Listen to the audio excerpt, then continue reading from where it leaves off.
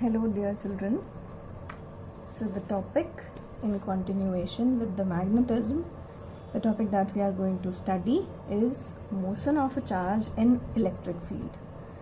Rather, this question should come in the chapter called electrostatics, but still it is there in your syllabus in magnetism. So what do we mean by this topic? First of all, we should understand that if a charged particle is having a charge small q, and if the electric field that we are talking about is E, then the force felt by this charge placed in the electric field is F is equal to QE. So coming to the direction part, if F vector and E vector both are given the vector signs, then there would be a plus sign here. That means E vector and F vector would be parallel to each other. That means if a charged particle enters a uniform electric field, then that charged particle is going to get, if that charged particle is positive obviously, then the force acting on the charged particle will be Q multiplied by E. So understanding this concept better, if suppose this is the direction of electric field and suppose a charged particle is placed here and it is at rest, then the charged particle would go along with the direction of electric field and the force felt by the charged particle will be F. What will be the acceleration on the charged particle? If it will be equal to F is equal to QE is equal to MA, then the acceleration on the charged particle will be QE by M. Now direction of A vector will be in the direction of E vector, so charged particle would obviously speed up. Its speed was 0 and it will increase with the time. Suppose in other case, suppose we can consider a case 2, electric field's direction is here and a charged particle is moving in this electric field with some initial velocity. Say the initial velocity to the charged particle is u and it is not 0 in this case.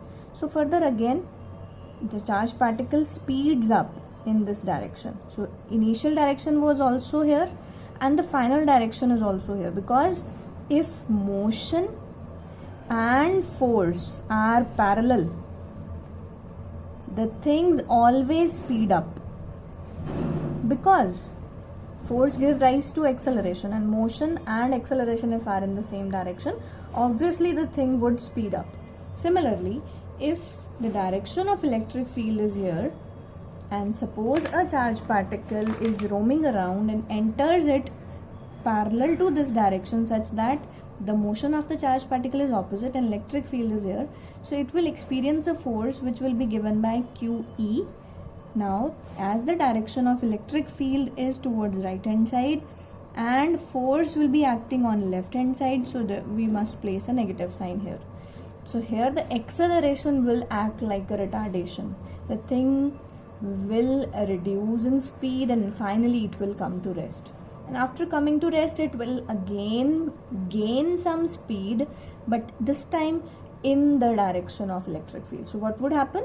If a charged particle is moving like this, then firstly it will come to rest. After coming to rest, it will increase in direction, increase in velocity, then in the direction of electric field. So now we have discussed the cases where the charged particle was at rest, charged particle was parallel to electric field, charged particle was anti-parallel to electric field. So actually this topic makes you understand if charged particle's motion is perpendicular to the direction of electric field, then what should happen. So actually coming to the analytical portion of this topic, suppose there is some electric field as shown, the direction of electric field is upwards and the electric field is uniform because the lines are parallel and equidistant.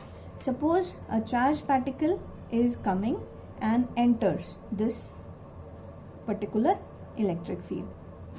So we can say the charged particle is moving with some velocity v, constant velocity v, and enters this electric field with the velocity v vector.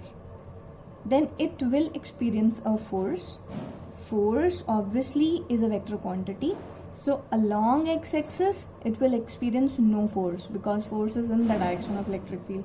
So along y-axis it will experience a force given by QEY vector because electric field is along y-axis. So it will experience a force which is Fy. So obviously the charged particle would experience acceleration in y-axis and it will move like a parabola like this. So this will be the vertical displacement experienced by.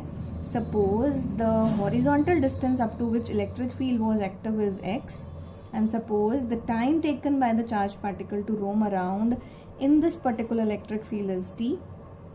Then along horizontal we must give the formula, which is distance is equal to speed into time. The formula can be given. So if somebody asks us then what is the direction, what is the value of velocity along x-axis? So initial velocity was along x-axis, you will say velocity along x-axis is v. And what is the initial velocity along y-axis? If I am talking about initial velocity, then it should be equal to 0 because initially there was no velocity along x-axis. We must write it to be u, ux, uy. What is the acceleration along x-axis? There is no acceleration along x-axis. And what is the acceleration along y-axis? So we must write it in this way. It is q, force along y-axis is e, and the mass of the charged particle say is m. So consider it to be equation number 1. Consider this to be equation number 2. This is equation number 3. Now we shall apply the motion along y-axis. So considering the motion along y-axis, equation is y is equal to uyt plus half ayt square. Y, displacement along y-axis is small y. Uy was initially 0 plus half ay was equal to qe by m. Then coming to t, finding out the value of t from here, t will be x by v. Putting this value and squaring, x square upon v square. Now during this motion, half is a constant quantity, q constant, e constant, mv square constant.